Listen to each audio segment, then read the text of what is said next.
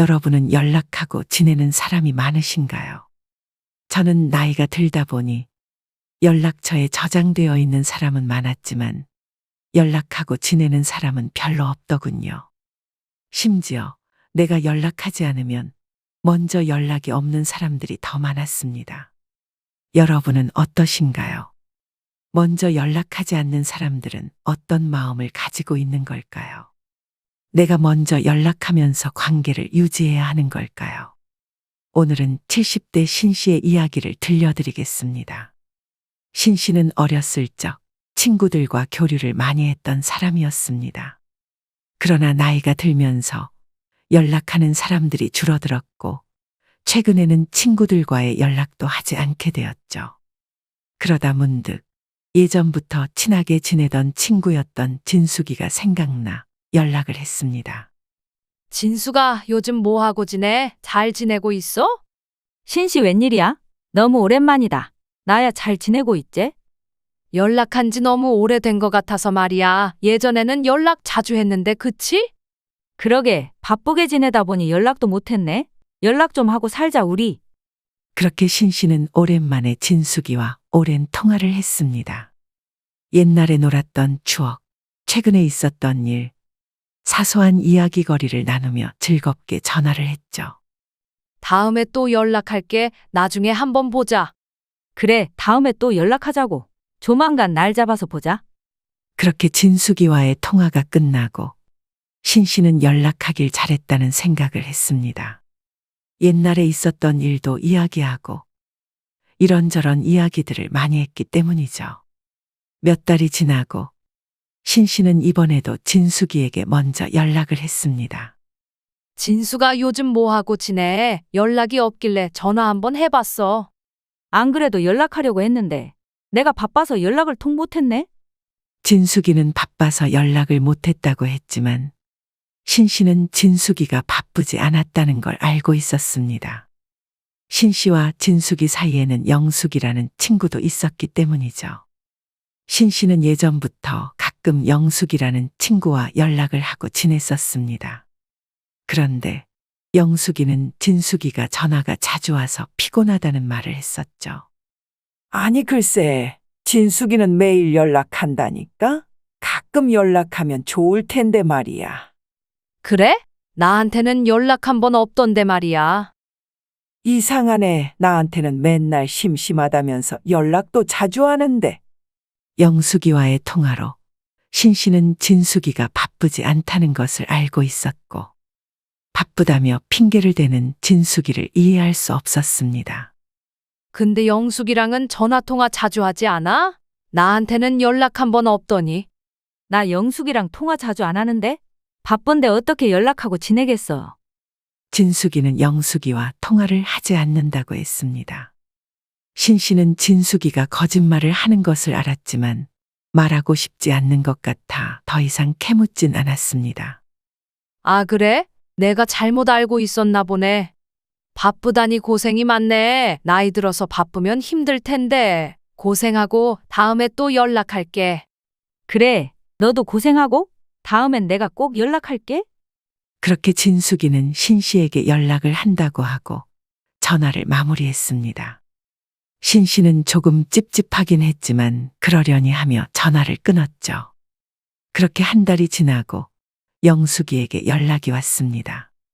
영숙이는 신 씨에게 진숙이에 대해 이야기해 줬습니다. 신씨, 진숙이가 별말 없었지? 무슨 말? 전화도 한 번 없었는데? 그러고 보니 저번에 연락한다고 했는데 안 하더라고. 걔가 글쎄, 저번에 통화하는데 신씨 욕을 하지 뭐야. 신 씨는 충격을 먹었습니다.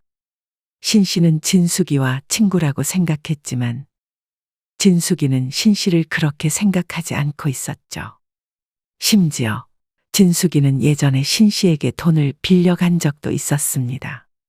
뭐라고? 아니 내가 그렇게 잘해줬는데 무슨 내 욕을 해? 내가 뭘 잘못했다고? 돈 조금 빌려준 거 가지고 유세 떨더니. 지금 와서 친한 척 한다면서 막 뭐라고 그러던데? 그건 걔가 돈을 빌리고 하도 앉아서 한마디 했던 건데 그거 가지고 그러는 거야? 그래? 걔는 너가 엄청 뭐라고 했다고 하던데 100만 원 가지고 유세 떤다면서. 아니 무슨 그런 애가 다 있어? 신 씨는 큰 충격을 먹었고 진숙이와 두 번 다시 연락하지 않기로 했습니다. 굳이 진숙이한테 연락해서 물어보지도 않았죠. 그래도 말해줘서 고맙다. 앞으로 연락하고 지내면 안 되겠어. 뭐 어차피 연락도 안 오겠지만 그래. 나도 진숙이랑 별로 연락하고 싶진 않아. 맨날 하소연만 하고 필요할 때만 연락하고. 나도 연락을 끊어낼 수만 있으면 좋겠는데 나는 그런 말을 잘 못해서. 너까지 그럴 필요가 뭐가 있어. 나만 안 하면 되는 건데 아무튼 얘기해줘서 고마워. 그래, 너무 마음 상하지 말고 다음에 또 연락할게. 신 씨는 큰 배신감을 받긴 했지만 그래도 미리 알아서 다행이라는 생각을 했습니다. 그렇게 몇 달이 흘러도 역시나 진숙이는 연락이 없었고 오랜만에 영숙이에게 연락이 왔습니다. 영수가 무슨 일이야? 오랜만이네. 잘 지내고 있어? 신씨 오랜만이야. 그냥 심심해서 전화했지 뭐. 그나저나 그 얘기 들었어? 영숙이는 진숙이 아들이 사업을 망한 것을 이야기했고 요즘 돈을 빌리고 다닌다는 얘기를 해주었습니다. 아니 그 아들은 또 그랬대. 그 정도면 그냥 사업을 하지 말아야지. 불쌍하긴 한데 내 욕했던 거 생각하면 쌤통이긴 하다. 나한테도 돈 빌려달라고 하더라고. 나도 안 갚을까봐 빌려주진 못하겠더라고. 잘했어. 빌려주지 마. 나처럼 너도 욕 먹을까봐 겁난다. 신 씨는 영숙이에게 신신당부하고 전화를 끊었습니다. 아니나 다를까 하루가 지나서 진숙이에게 연락이 왔습니다. 신씨 잘 지내? 요즘 어떻게 살아? 신 씨는 무뚝뚝하게 대답했습니다. 그냥 살고 있지. 무슨 일이야?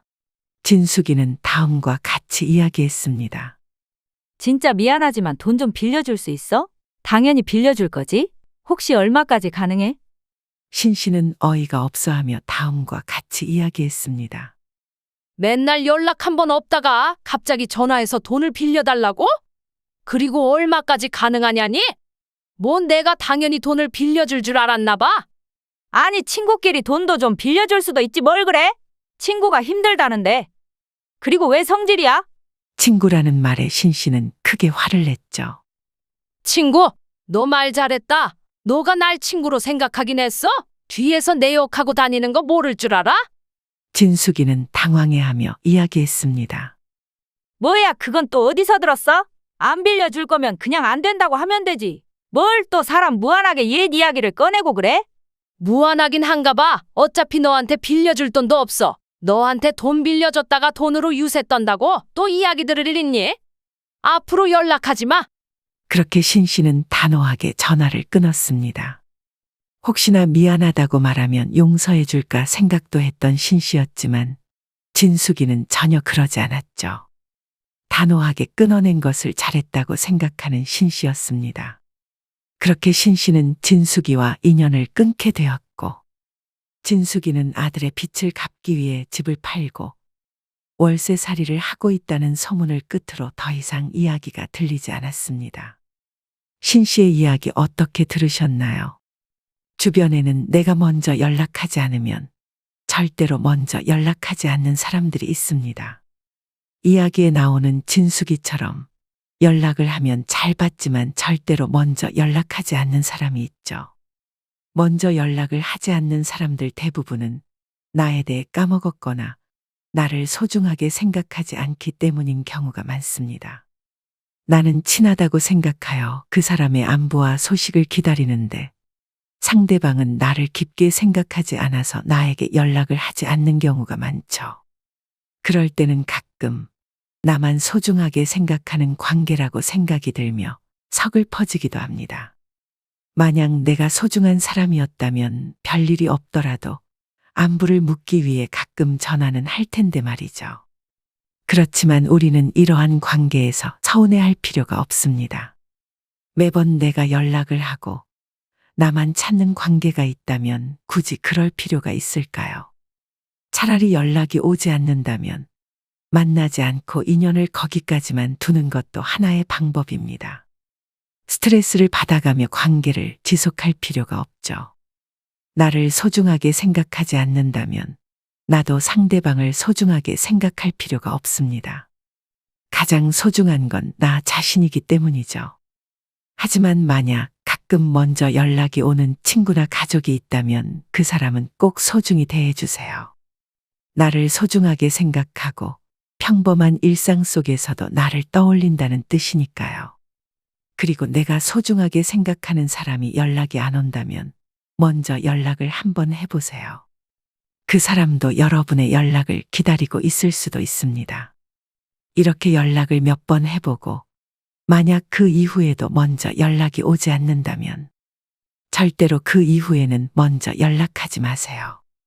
여러분의 시간은 소중합니다. 우리의 시간은 한정되어 있죠. 소중한 사람들에게 시간을 쓰는 것도 모자라고 나 자신에게 쓰는 시간도 모자랍니다. 연락이 이어지지 않는 친구와 계속 연락을 이어가려고 애쓰기보다는 동네 이웃과 담소를 나누고 모임이나 종교 활동을 하며 시간을 보내는 것이 우리의 삶을 더욱 풍요롭게 해줄 겁니다. 그리고 만약 새로운 관계를 맺더라도 너무 많은 마음을 주지 않으셨으면 좋겠습니다. 누군가에게는 굉장히 고마운 일일지도 모르겠지만 어떤 이에게는 별것 아닌 감정으로 다가올 수도 있기 때문입니다. 내가 선심을 베풀면 언젠가 돌아오기 마련이지만 내가 생각한 것보다 작게 돌아올 수도 있습니다.